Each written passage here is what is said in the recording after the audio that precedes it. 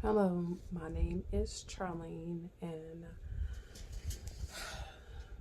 I am just starting out to basically doing videos where I just talk about my life and talk about my journey with God and talk about every phase and step and process that I've actually been going through.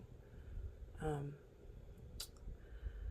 I call myself a new Christian because I have really devoted myself to Christ for the last 2 years.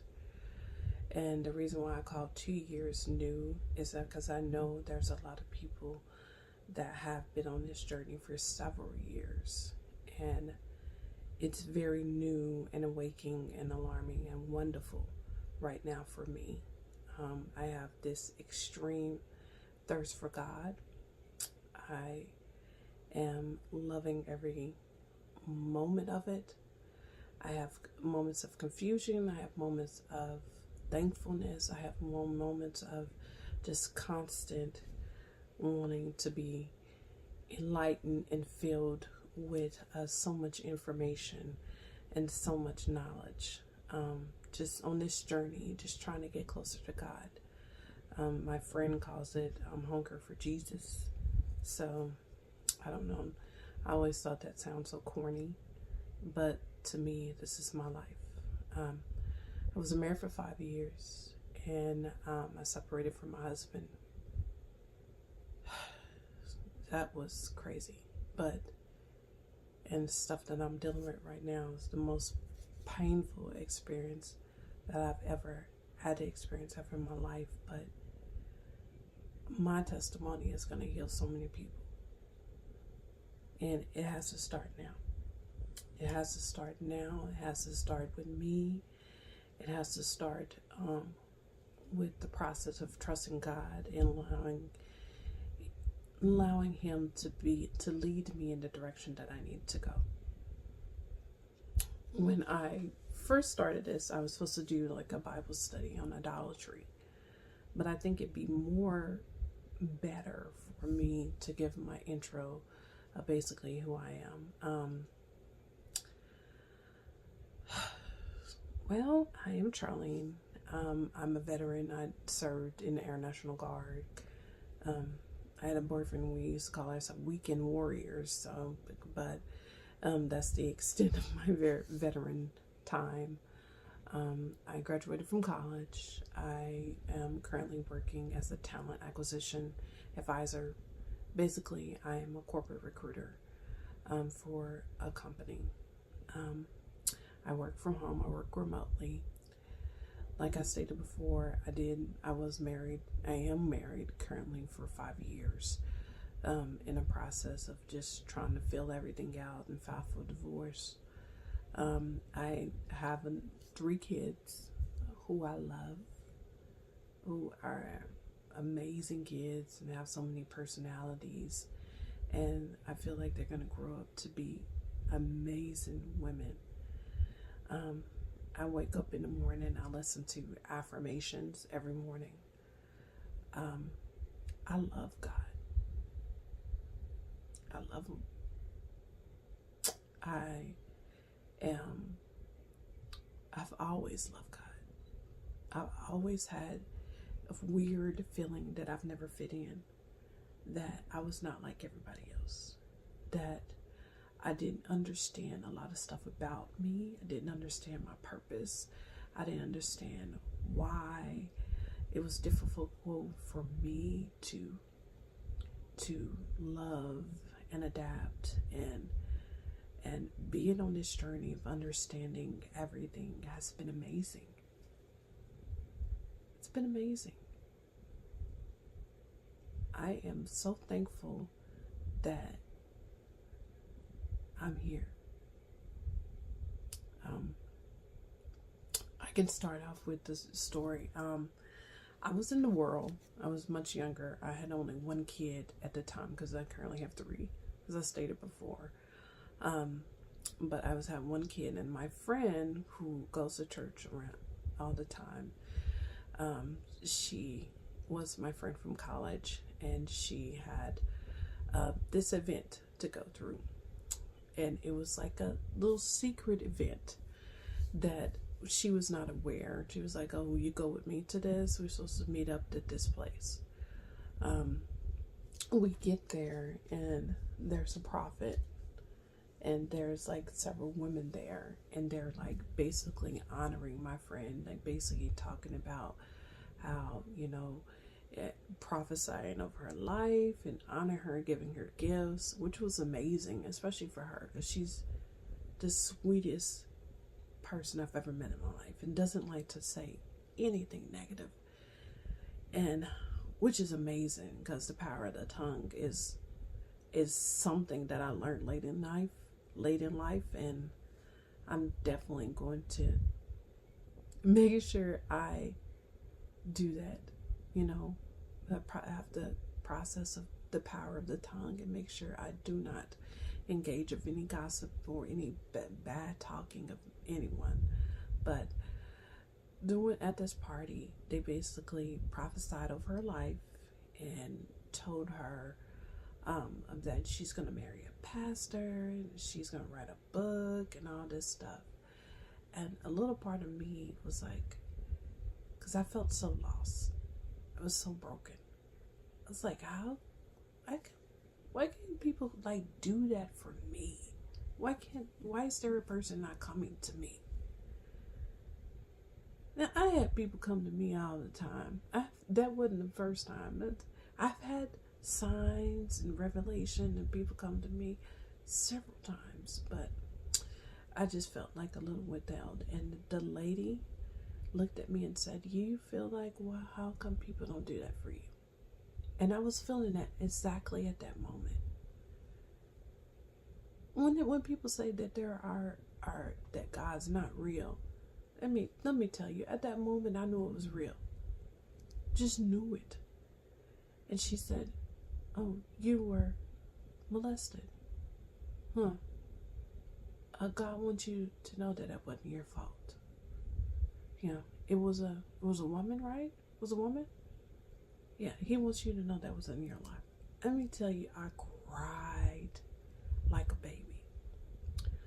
One of the issues with me is that the person that engaged in molesting me was somebody that was just like, I think 1 year or 2 years older. And when I tell you I didn't know what was going on, I did not know what was going on. But it happened. It caused me to have a lot of shame. It caused me to be disgusted with homosexuality. It turned me off. But it also had dreams about sleeping with other women, because of the fact that happened to me as a young age. But I just felt like I didn't know how to feel, because I had so many emotions, and I was exposed to something before my time, before I was ready to engage in it. When that happened to me, it created a monster. I'm gonna be real with you. I had the ability to turn off my emotions. I had the ability to not respond to certain people, not get excited by certain people, and just not care, especially when it came to men. I was raped one time, and at a senior dance by a young man, and I went the next day. We went to school, and he asked me a question, and he was like, oh, you coming to me to talk about what happened? I said, no, I just had a question. Didn't think about it. Didn't faze me.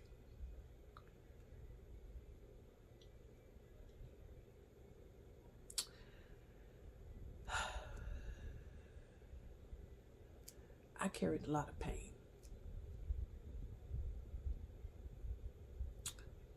A lot of pain that I just didn't know what to do with. I got married. I met a young man, and he was an engineer. And, he seemed like a very polished man. And his dad was a doctor. I was coming out of this situation to where, having to hear all the stuff that happened to me and actually had to deal with it and not just sweep it under the rug, but deal with it. I thought that this was a new start. I thought that this was going to be a way for me to actually find true love and have a new beginning. When I met him, he was so familiar. I felt like I've been knowing him for a very long time, and I was in love. I thought I was.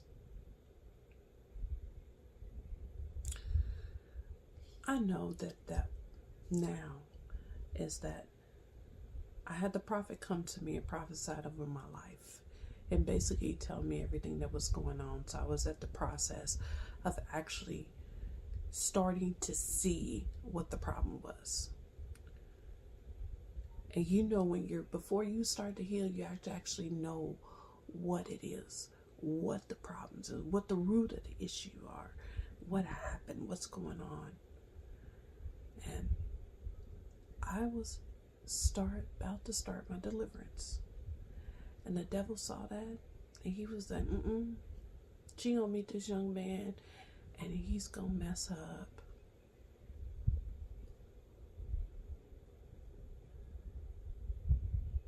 But he didn't.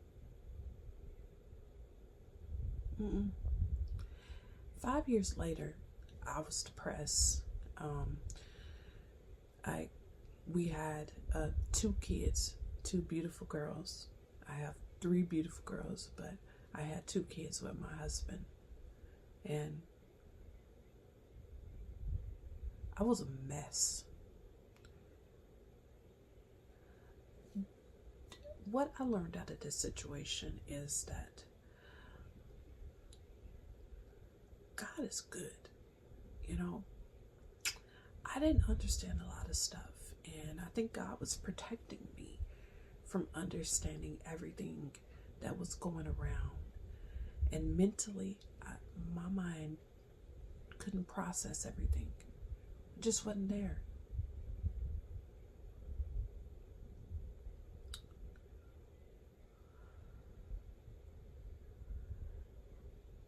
During this time, it just wasn't there. I don't know if that makes sense, but it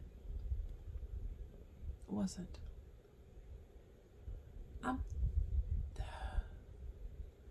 But we're going to rewind to marriage. My marriage was full of infidelity. It was full of manipulation. I understand that manipulation is a form of witchcraft. I just figured that out. I don't have a Bible reference based on that. I would like to add one, but I definitely will. But I understand that I basically spent 5 years trying to fix him to the point to where I was worshiping him, to the point where he became my idol. I would try to spend every day having simple conversations like, it really hurt me when you cheat on me or give me horrible stuff or whatever, horrible woman, or try to get him to understand it. He behaved as if he was a raging narcissistic individual. Just a straight narcissistic individual. And it was nothing I can do or nothing I can say to get any empathy or any compassion from him. The only time he was happy is when he had money. But of course, if money is external things cannot heal, it could not produce internal change. So it was very short-lived. when your happiness is based on what somebody else can do for you, once you receive it, you may be happy for that moment, but you're going to go back to, I need more. And basically, money was his God. He was not a good husband to me. And during that process, I was not a good wife to him. Because of the neglect, because of all the infidelity, I had checked out in the marriage. Checked out.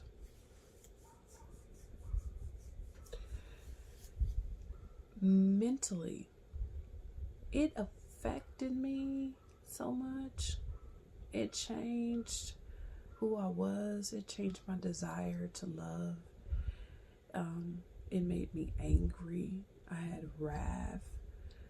It just wasn't who I was. I changed. It changed me. I had 3 babies that, I couldn't even control my anger around him. Can you imagine not being able to control your anger with somebody you supposedly love? But I just couldn't understand, the level of stuff that he did was so sick. And he had no compassion, none at all.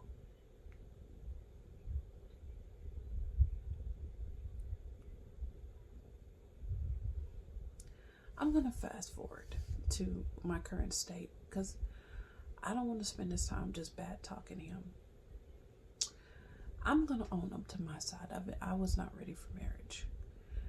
I did not understand how to put God first in my life, and that I may have messed up a lot of situations before him.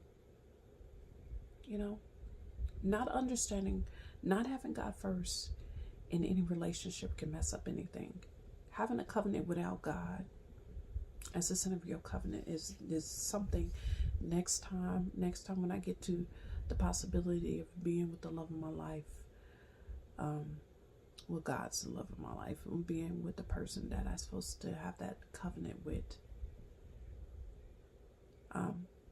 God is going to be the center of my everything. But I wasn't ready for marriage. And during this process, I was so depressed that I began to just look at everything on YouTube that was Christian. I even had one situation where my sister came and she said I act like my mom. And I adore my mom. I think she has a lot of characteristics or traits that I would definitely love to have that are not me. But that was not what I wanted. I wanted to be Charlie, and I wanted to be Charlie 2.0. I wanted to be the best Charlie can be, and somebody telling me I resemble somebody else in a negative light did not make me feel good at all. So I began to watch Christian videos constantly. I just didn't stop. It wouldn't end. Constantly Christian videos all day and all night. I became obsessed with it to the point where I love it. It is so entertaining. TD Jakes is so wonderful. The nuggets of information that I get from him is amazing. And it's not a situation where we're going to trust God. We're just going to pray it out.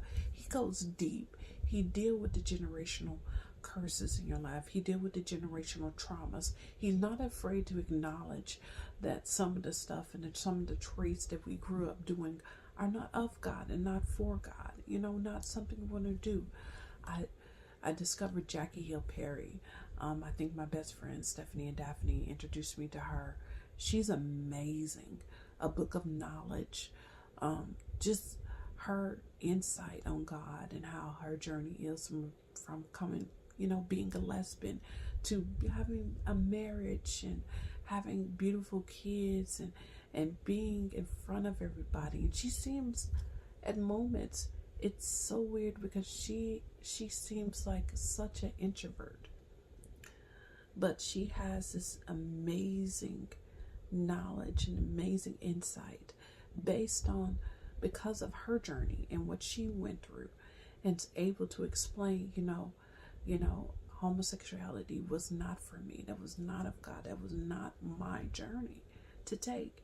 And talks about how we need to incorporate more love in Christianity. I want to start being real. I'm a Christian. I feel like if I died today, I'm going straight to heaven. I worship God 24/7. He is my idol. He is my everything. He is amazing. He is amazing. But I have my moments. I still love certain music, and I'm going to be real and honest with you. I have not made the best decisions. I have been out in the world.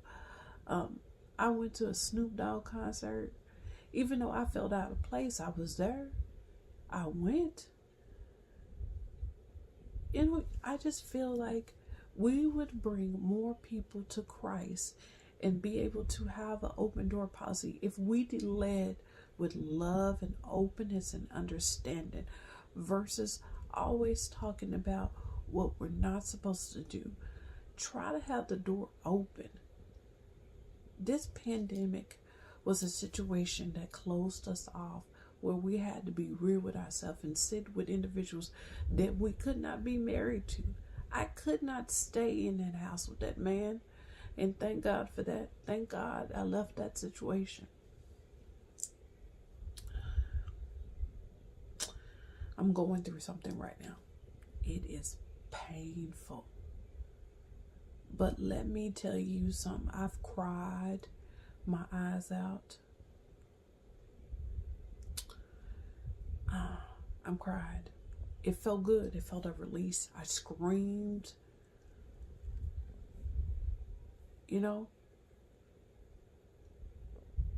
But it is nothing that can happen to me and keep me from not loving God.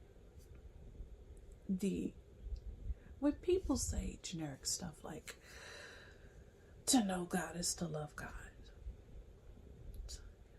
you have to know Him. There's moments of time when I'm meditating and I'm praying and I'm just basically thinking about the worship and just loving the action and the development and the growth and the amazing confidence that I have in myself.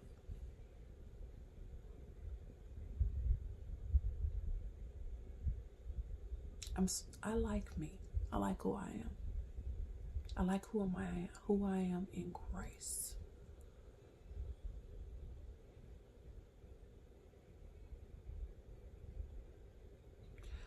I deal with a situation to where I understand God needs to be first in everything in my life. I constantly pray about everything. I don't react to everything. I have moments where I lose my temper. I don't make the right decisions sometimes. I try to, say I'm sorry and say, hey, you know what? That wasn't right. I'm sorry. But I love God. I think it's amazing how everything in the scripture is all about, when you're at your weakest, God's at His strongest, and He loves you, and He don't want you to feel guilty about stuff that happened. He don't want you to sit and, blaming yourself and be sad. I love that, because I spent most of my life being ashamed of having another individual touch me when I was too young to even comprehend what the heck was going on. Now, me saying that now, it sounds crazy. Like, why would I be ashamed of somebody else doing something to me when I was a child and didn't understand what was going on?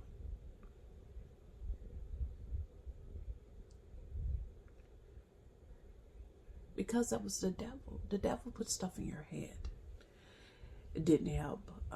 My family situation was not that helpful, but I still love everybody involved. People do the best they can. That's summing up right now. Everybody's still living. There's no reason to be hurtful and say hurtful things about what they're going through. God has a journey, and they're gonna bring everybody along at their own timing, hopefully. And if not, I won't. Hopefully they'll figure it out. Whatever. I'm not gonna talk about my family, but during this process, I definitely became a stronger person. And I have my moments. I'm purging. I like me. I'm 42 and I think I look good. I have 3 beautiful kids.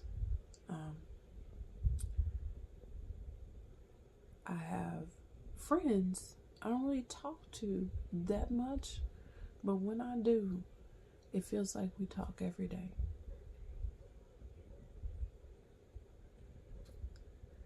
But most importantly, I have a love for God and understanding about everything and what He wants from me and what He's going to do for me. And I am hungry for His word because it's a part of my purpose. I was made for Him. He made me. He wanted a family and He got one. That is my Father. I love Him intensely. Anybody going through a hard divorce and having issues about being molested and feeling like it's your fault, or feeling like you don't have any hope, let me tell you, you just gotta love Jesus. You gotta get to know Jesus. And don't worry about people when they say that you're corny or you're boring. I'd rather be corny and boring any day versus being in the world and being in pain. I learn stuff every day. I'm thankful. I'm so thankful. He's amazing. I'm so thankful.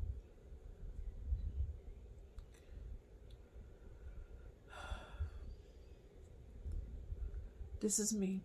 I'm Charlene. I had 3 kids, a veteran, a corporate recruiter, and most importantly, a beautiful child of God.